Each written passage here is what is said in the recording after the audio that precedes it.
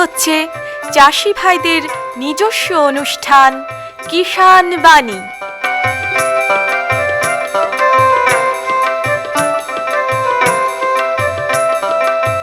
কৃষি, মাছ চাষ, প্রাণী সম্পদ উন্নয়ন, সমবায়, ফল চাষ, কৃষি প্রযুক্তি, পলুপালন, গ্রামোন্নয়ন এ সব কিছু জানতে শুনুন কিষাণ বাণী।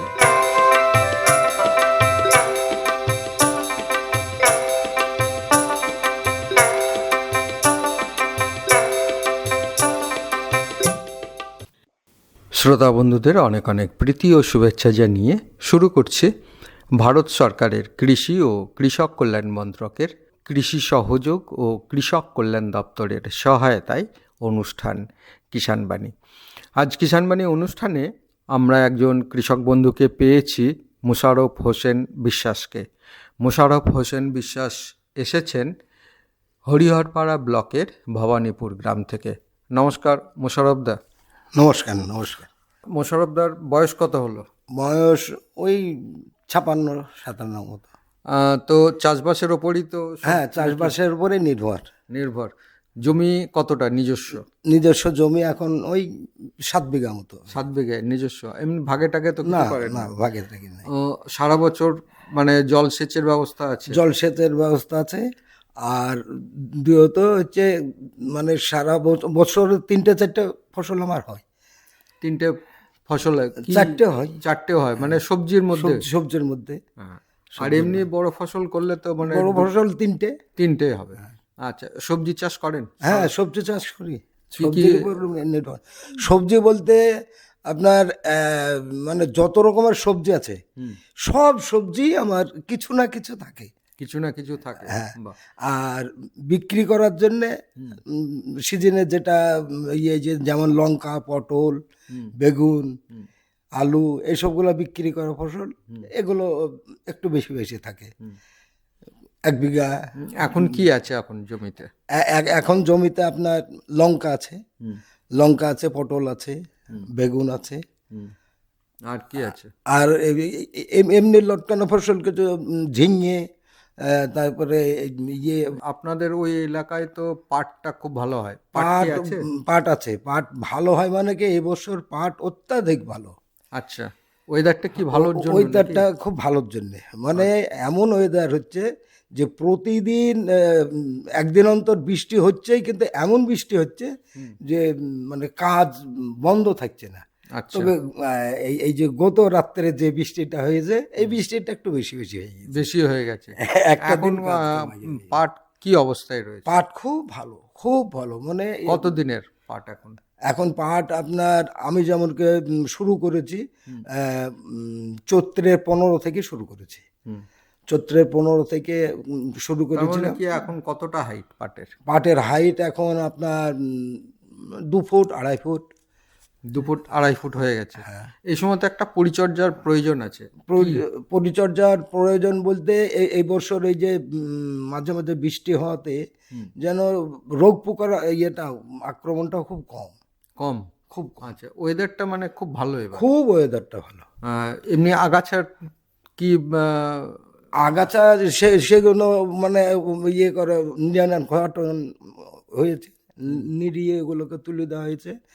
আর মানে এমন একটা ওয়েদার, এবছর অসুবিধা হয়নি তো। নিড়ানো চলছে, প্রতিদিনই নিড়ান কাজ চলছে।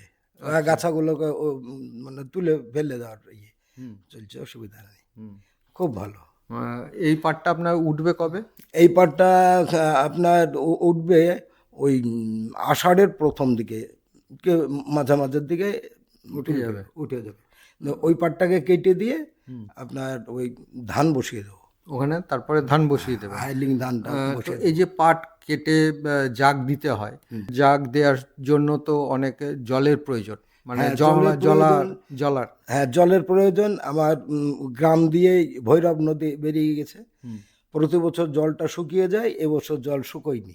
আচ্ছা, আশা করছি মানে এই মুহূর্তেও যদি পাট কেটে পচানো যায় তো সে পাট পচানো জল আছে। মানে আপনাদের অসুবিধা হয় না, যেহেতু নদীটা আছে, গ্রামের মধ্যে দিয়ে চলে গেছে, মানে প্রায় ওই মাঠের সবাই ওইখানেই।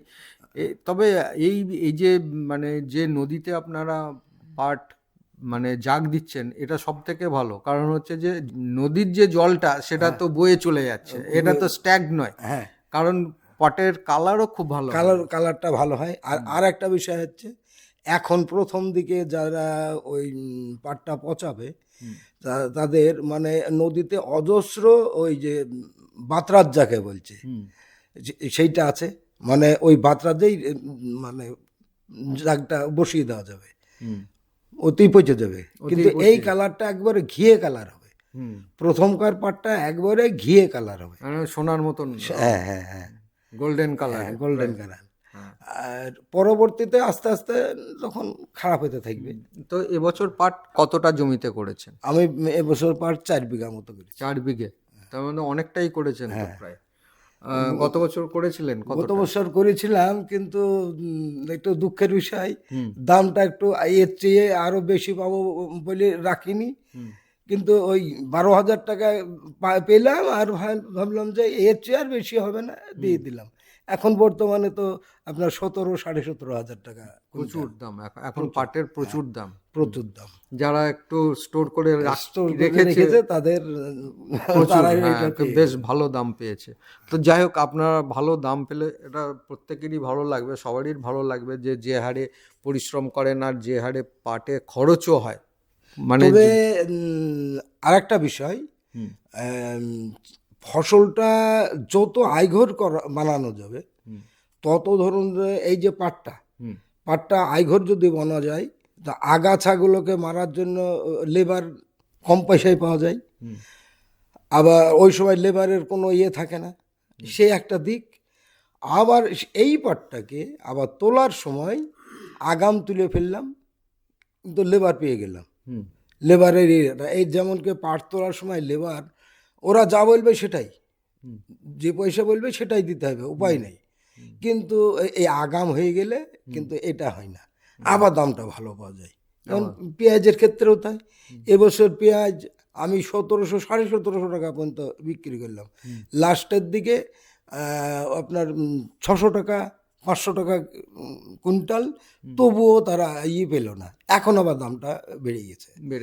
তা আয়ঘর হলে প্রথম ফসলের দামটা মানে আদরে বিক্রি হয়, খুব আদর থাকে এটাই। তো বেশ ভালো যে দাম যদি পাওয়া যায় বা ঠিক সময়, এই জন্য বলা যায় যে চাষ সবসময় ঠিক সময়ে করতে হবে। ঠিক সময়ে যদি আমরা চাষবাস করি ঠিকঠাক, তাহলে কিন্তু আমাদের চাষে লাভ হবেই। আর সার কি ব্যবহার করেন? সার আমি ওই জৈব সার, আর ওই যে এখন আমাদের গ্রামে এখন পোলট্রি ফার্ম হয়েছে, পোলট্রির ফার্মের ওই ওই পায়খানাটা, পোলট্রি পায়খানাটা খুব কম পয়সায়, যেটা বলছি, হ্যাঁ ওটা খুব কম পয়সায় পাওয়া যাচ্ছে। মানে টলি আপনার ওই এখন 2,000 টাকায় 1 টলি পাওয়া যাচ্ছে। ওতে 1 বিঘাতে দিলে মানে চরম। আর এই জৈব সারটা ব্যবহার করি, আর এতে তো রাসায়নিকের খরচটা অনেকটা কম রাসায়নিকের। আর রোগ পোকা হলে কি করেন? রোগ পোকা হলে ওই বিষ, এখন বীজ মানে রাসায়নিক কীটনাশক ব্যবহার করে। হ্যাঁ, রাসায়নিক কীটনাশকটাই ব্যবহার করে। হ্যাঁ। এখনো জৈবর দিকে যাননি নাকি? না, জৈবর দিকে যাইনি এখনো। তো আর এমনি সবজির মধ্যে আর কি আছে? সবজির মধ্যে এখন কি মানে সামনের দিনে, সামনে তো বর্ষা আসছে, তো কি লঙ্কা ফুল এসে গেছে। লঙ্কাতে ফুল এসে গেছে। এটা কবে লাগিয়েছিলেন? এটা লাগিয়েছিলাম আপনার ওই চৈত্রের মাঝের দিকেই, আর সেটা ফুল জলে চলে এসছে। তারপরে পটল আছে, বেগুন মানে আইরেড বেগুন যেটা, সেটা এখনো হয়নি, এই মোটামুটি মাসখানি হচ্ছে বসানো। ওটা তো মানে শীতকালীন বেগুন নাকি? না, এটা আইরেড বেগুনই, কিন্তু শীতকালীন বেগুন আরো কিছুদিন পরে করবেন। এটা কি কখন উঠবে এই বেগুনটা? এই বেগুনটা আপনার উঠবে আর 2 মাস পরেই উঠে যাবে। আর 2 মাস পরই? তার মানে এটা মে মাস, জুন জুলাই, বর্ষার সময় প্রায় উঠতে শুরু করবে। তো এই বর্ষায় যদি ওই বেগুন খেতে জল জমে যায় তাহলে কি অসুবিধা ওই হয়েছে? জল সেই জন্যেই জল যাতে না জমে সেই জমিটা একটু ঢালু জমি, মানে ঢাল জমি যেটাকে বলছে, সেটাতে জলটা হলেই যাতে নেমে চলে যায়। আর আর আরেকটা বিষয় হচ্ছে আমার ওই 2.5 বিঘা জমির পার্শ্বেই ওই ইট ভাটাওয়ালারা এসে মাটি কেটে এসে পুকুর কেটেছে, আমার জলটা সব ওতেই নামে, অসুবিধা হয় না, খুব ভালোই হয়েছে। এটাতে সুবিধা হয়েছে। এটাতে সুবিধা হয়েছে, আচ্ছা। যতই বৃষ্টি হোক ওই নেমে চলে যায়। আর এমনি জমির কি মাটি টাটি পরীক্ষা করান? না, মাটি পরীক্ষা করিনি, তবে সে প্রয়োজনটাও হয় না। হয় না, মানে সেরকম কোনো অসুবিধা হয় না অসুবিধা হয় না, যেহেতু জৈব সারটা ব্যবহার করছি। জৈব সারটা ব্যবহার করি। আর আরেকটা বিষয় হচ্ছে আমি জমিতে চাষ খুব বেশি দিই, চাষটা খুব বেশি দিই, আর মাটিটাকে মানে খুব তাড়াতাড়ি মানে শুকানোর চেষ্টা করি। অত্যন্ত মাটিটাকে যদি শুকিয়ে ফেলা যায় তাহলে সে ফসলটাও ভালো হয়, আর রোগ পোকা থেকে অনেকটা রেহাই পাওয়া যায়। তার মানে চাষবাস করে মোটামুটি ভালোই আছে। হ্যাঁ, ভালোই আছে। আর এমনি চাষবাস করে কিছু করতে পেরেছেন, জমি কেনা বা বাড়ি টাড়ি তৈরি করা? হ্যাঁ, বাড়ি করেছে, আপনার বাড়ি হয়েছে, আবার আরও কিছু হয়েছে, মানে ছেলেকে একটা মার্কেট বানিয়ে দেওয়া হয়েছে, এর উপরে নির্ভর হয়েছে। তবে জমি সংখ্যা আমার এতটা তো ছিল না, জমি সংখ্যা তো জমি পেয়েছিলাম আমি বাবার কাছ থেকে 3.5 বিঘা, 3.5 বিঘা থেকে এই বাড়তে বাড়তে বাড়তে তখন বর্তমানে ডবলে চলে গেছে। আবার ওই যে মার্কেটে একটা জায়গা কিনে সেখানে মার্কেট তৈরি করা, বানানো, এইসবই চলেছে। তাহলে বন্ধুরা, এতক্ষণ আমরা মোশাররফ হোসেন বিশ্বাসের যে চাষবাস, সেই চাষবাসের কথা শুনলাম। মোশাররফ হোসেন বিশ্বাস এসেছিলেন হরিহরপাড়া ব্লকের ভবানীপুর গ্রাম থেকে। মোশাররফ দা, আপনাকে আমাদের তরফ থেকে এবং কৃষক বন্ধু, শ্রোতা বন্ধু প্রত্যেকের তরফ থেকে অসংখ্য ধন্যবাদ। নমস্কার। নমস্কার। हर जोखिम से निकल कर फसल आए, सुरक्षित हो जाए, फसल बीमा से हर किसान अब आत्मनिर्भर हो जाए। संकट के समय प्रधानमंत्री फसल बीमा योजना किसानों के लिए वरदान है। अब सूखा पड़े या बाढ़ आ जाए कोई डर नहीं, अब ओले पड़े या कीट पतंगे फसल खा जाए कोई फिक्र नहीं, क्योंकि हमने लिया है प्रधानमंत्री फसल बीमा। बुआई से फसल कटाई तक हर जोखिम का दावा, न्यूनतम प्रीमियम पर अधिकतम भुगतान का वादा। योजना से हर साल जुड़ रहे हैं 5 करोड़ से ज्यादा किसान। अब आपकी है बारी। नजदीकी कृषि कार्यालय, सहकारी समिति, बैंक शाखा, अधिकृत बीमा कंपनी या जन सेवा केंद्र में स्वेच्छा से करा सकते हैं पंजीकरण। फसल बीमा पोर्टल या फसल बीमा ऐप द्वारा भी कराया जा सकता है पंजीकरण। प्रधानमंत्री फसल बीमा योजना, आपकी फसलों का संपूर्ण सुरक्षा कवच। कृषि एवं किसान कल्याण मंत्रालय, भारत सरकार। পরবর্তী প্রসঙ্গে যাওয়ার আগে আসুন শুনি লোকগীতি, শিল্পী প্রতিমা বন্দ্যোপাধ্যায়।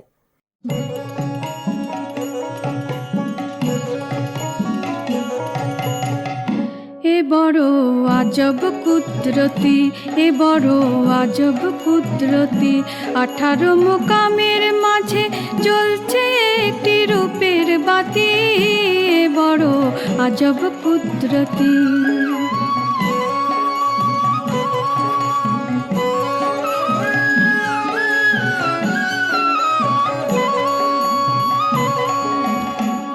কিবারে কুদরতি খেলা, জলের মাঝে অগ্নি জ্বালা, কিবারে কুদরতি খেলা, জলের মাঝে অগ্নি জ্বালা, খবর জানতে নয় নিরালা, নিরে খিরে আছে জ্যোতি, এ বড় আজব কুদরতি, 18 মোকামের মাঝে জ্বলছে একটি রূপের বাতি, এ বড় আজব কুদরতি।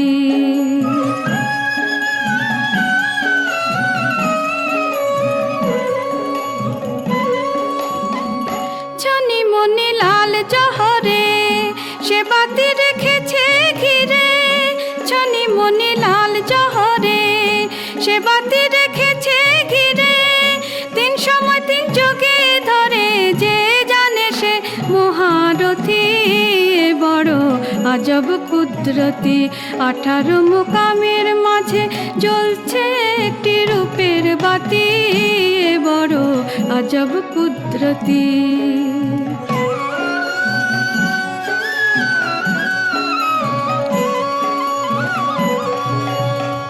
থাকতে বাতি উজ্জ্বলাময় দেখতে যার বাসনা হৃদয় থাকতে বাতি উজ্জ্বলাময় দেখতে যার বাসনা হৃদয় লালন কয় কখন কোন সময় অন্ধকার হবে বসতি এ বড় আজব কুদরতি 18 মুকামের মাঝে জ্বলছে একটি রূপের বাতি এ বড় আজব কুদরতি এ বড় আজব কুদরতি। এতক্ষণ শুনলেন লোকগীতি। শিল্পী ছিলেন প্রতিমা বন্দ্যোপাধ্যায়।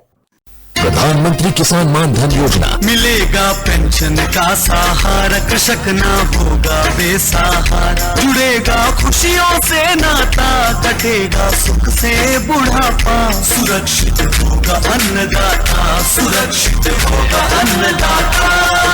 प्रधानमंत्री किसान मान धन योजना से लघु सीमांत किसानों का भविष्य होगा सुरक्षित और 60 वर्ष की आयु से 3000 रूपए मासिक पेंशन होगी सुनिश्चित। 55 रूपए से 200 रूपए की मासिक किश्त देकर प्रवेश कर सकते हैं। 18 से 40 वर्ष तक के किसान इस अंशदायक योजना में सरकार देगी बराबर का योगदान। सभी किसान भाई बहन इस योजना के लाभ के लिए जन सेवा केंद्र में जाएं और अपना निःशुल्क नामांकन कराएं। प्रधानमंत्री किसान मान धन योजना अन्नदाता के परिश्रम को संबल पेंशन से सुरक्षित उनका कर। कृषि एवं किसान कल्याण मंत्रालय भारत सरकार द्वारा जनहित में जारी। এবারে স্টুডিওর বাইরে থেকে রেকর্ড করে আনা অনুষ্ঠান।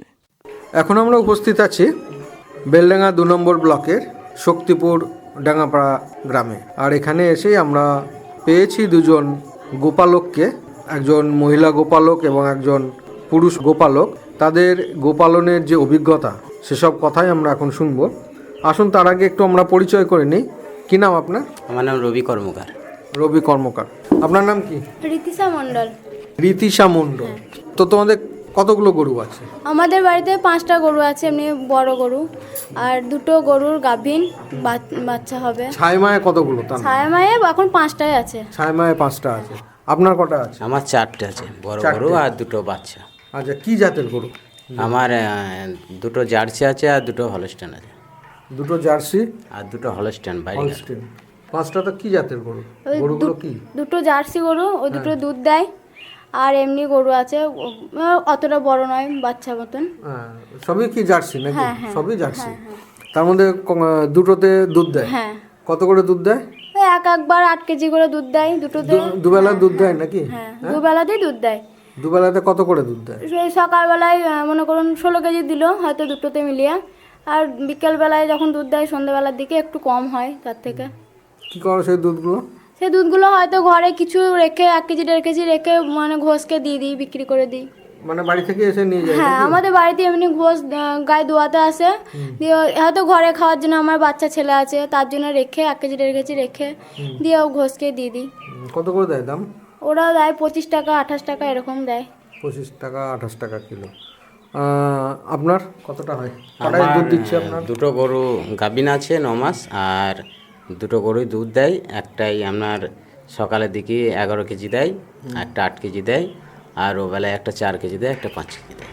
এই যে গরুগুলো গাভিন আছে যেগুলো, সেগুলো কি দুধ দিচ্ছে এখন? না, বন্ধ করে দিচ্ছে না এখন। 9 মাসে মোটামুটি এখন 9 মাস চলছে, এবার বাচ্চা দেবে। বাচ্চা দেবে, তার মানে কতদিন দুধ দেয় ওগুলো? দুধ আপনার ওই কবে ছেড়েছে দুধ? দুধ ছেড়েছি আমি 8 মাসে ছেড়েছি, মানে 2.5 মাস মতন ছাড়া হয়েছে 2টো।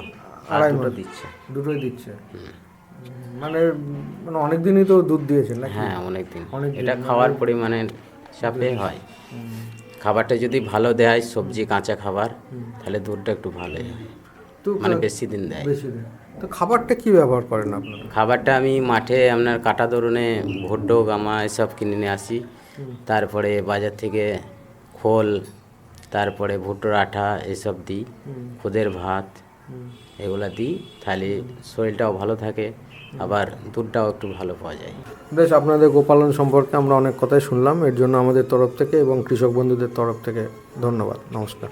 বন্ধুরা, আমরা এই মুহূর্তে দাঁড়িয়ে আছি বহরমপুর ব্লকের বহরুল গ্রামের একটা পুকুর পাড়ে।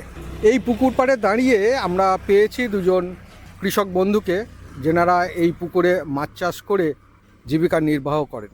আসুন একটু পরিচয় করি। আপনার নাম? আমার নাম অসিত সরকার। অসিত সরকার। আপনার? ষষ্ঠীচরণ সরকার। আপনাদের তো এই পুকুরটা নাকি? হ্যাঁ, আমাদের যেহেতু 5 ভাইয়ের পুকুর। হ্যাঁ। তো আপনারা এখন 2 ভাই এখানে রয়েছেন। হ্যাঁ। সামনাসামনি আমরা 2 ভাইকে পেয়েছি। তো এই যে পুকুরটা আমরা দেখছি, এই পুকুরটা কতটা? 1 একর 85 শতক জলা জলা। এই জলাটা হচ্ছে 1 একর 85 শতক। আর পার নিয়ে আছে এর 1 হেক্টর। 1 হেক্টর 7.5 বিঘে। 7.5 বিঘে, মানে 7.5 অনেকটাই বড়। অনেকটাই বড়। এবং পাড়ে তো দেখছি প্রচুর গাছও রয়েছে, কলার গাছ থেকে সজনের গাছ, আম গাছ। আয় হয় তো? খাবার হয়, কিছু বিক্রি হয়, সব তো খেতে লাগে না, কিছু হয়তো বিক্রি করা যায়।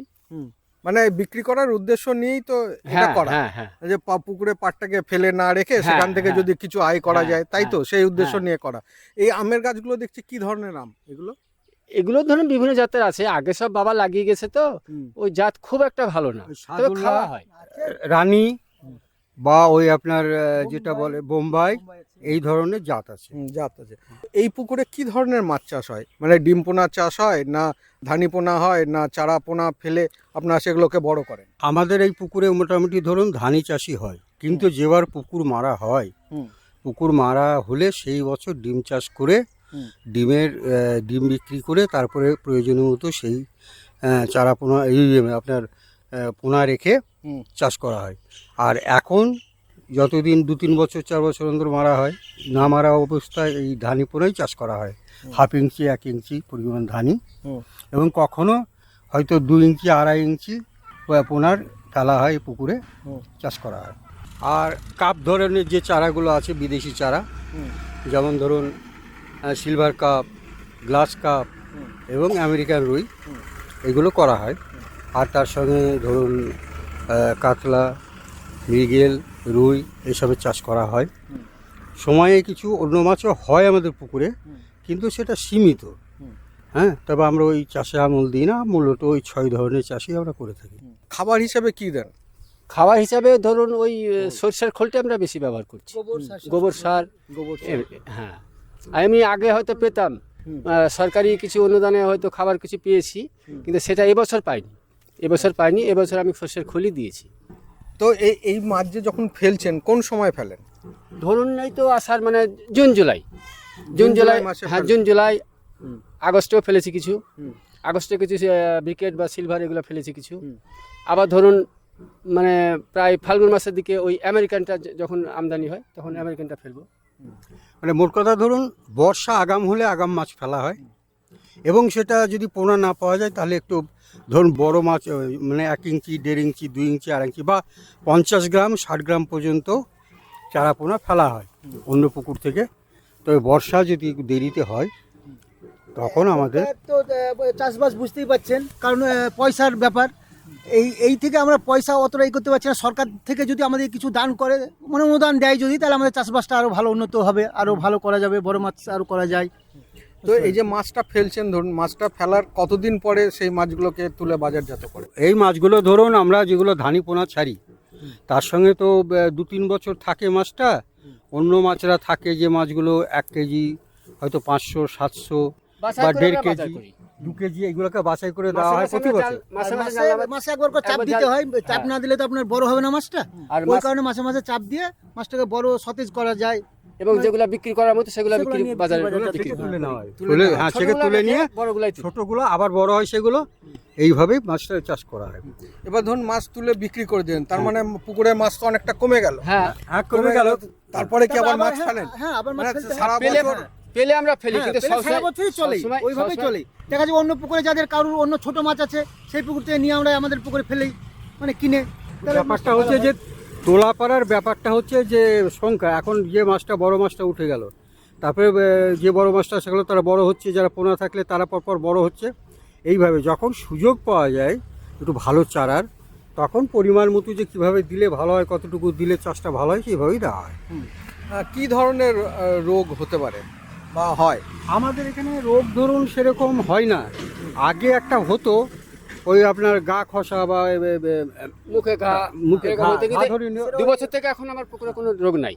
রোগ নেই না। মানে পুকুরের তো একটা পরিচর্যা তো করেন, পরিচর্যা করেন, চারিদিক পরিষ্কার করে নোংরা পরিষ্কার করে তুলে দিতে হয়, মানে লেবার টেবার দিয়ে পরিষ্কার করে তারপরে আমরা আবার জাল টাল ট্রেনে তারপরে মানে দেখছেন কত পরিষ্কার, পরিষ্কারই তো দেখা যায়। পাশে যে গাছগুলো আছে সেগুলো তো পুকুরে আমাদের কোনো অসুবিধা হচ্ছে না, কারণ গাছগুলো এমনভাবে আছে যে পুকুরে সবসময় রোদটা পায়। এই রোদ পাওয়ার জন্য পুকুরটা মোটামুটি ধরুন মাছ চাষটা ভালোই হয়, খারাপ তো হয়। তো এই যে মাছ চাষ করছেন মোটামুটি একটা ধরুন একটা টার্মে যদি আমি বলি তো কেমন খরচ হয় বা সেটা বিক্রি করে কত লাভ হয়?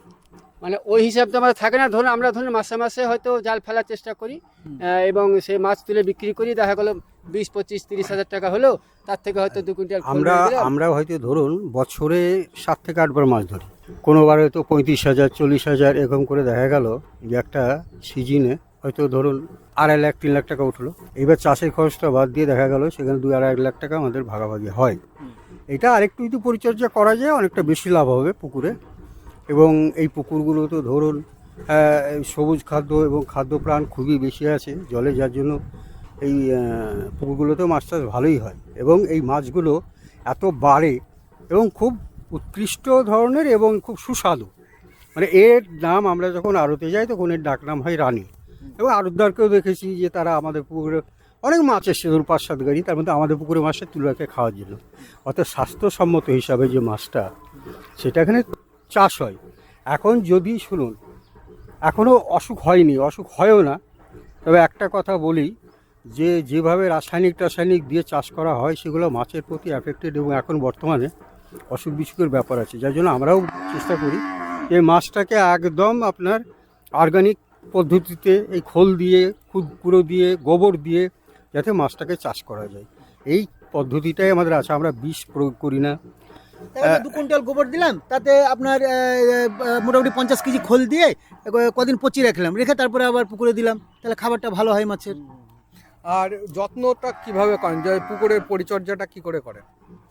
যখন পুকুরে নোংরা হয়ে যায় তখন আমরা চুন মেরে চুন দিই, আর তারপরে চুন দেওয়ার পরে আবার সরষের খোল দিলে জলটা পরিষ্কার হয়ে যায় আর খাবারও হয়। আর মাঝে মাঝে তো জাল টেনে, মাঝে মাঝে ওই মাছে একবার করে জাল টেনে আমরা মানে মাছটাকে মানে ভালো করি, মানে শক্ত মাছটা শক্ত হলে পরে ভালো হবে। মাছের পরিচর্যাটা ঠিকই আছে, কিন্তু একটা কথা কি হচ্ছে জানেন, যে এই রারবঙ্গীয় এটা রার মাটির মাছ, রার মাটি এদিকে যত আছে সেই রার মাটির মধ্যে আমাদের মধ্যকালীন রার, এটা এই মধ্যীয় রারের তো মধ্যকালীন রারই এটা, এবং এখানকার মাছ উৎকৃষ্ট হয় এবং ভালো হয়। আমাদের পুকুরটার নাম বিশার পুকুর, বহু মানে আপনার মোটামুটি ধরুন কয়েক হাজার বছর আগেকার প্রতিষ্ঠিত পুকুর। যাক আমাদের হাতে এসছে বংশ পরম্পরায় যেভাবেই হোক, আমরা ক্রয় করে আমার বাবা এটা করে গেছেন, তো আমরা খুব মৎস্য চাষ যা হয় তাতে আমরা সুখী। তাহলে বন্ধুরা এতক্ষণ আমরা বহরমপুর ব্লকের বহুরুল গ্রামের একটা পুকুর পাড়ে দাঁড়িয়ে কৃষক বন্ধুদের সঙ্গে আমরা কথা বললাম এই মাছ চাষ নিয়ে। আর এই মাছ চাষ নিয়ে এতক্ষণ আমাদের সঙ্গে ছিলেন অসিত সরকার, ষষ্ঠীচরণ সরকার, অধীর সরকার। আপনাদের সবাইকে আমাদের আকাশবাণী মুর্শিদাবাদের পক্ষ থেকে নমস্কার। এতক্ষণ শুনলেন স্টুডিওর বাইরে থেকে রেকর্ড করে আনা অনুষ্ঠান।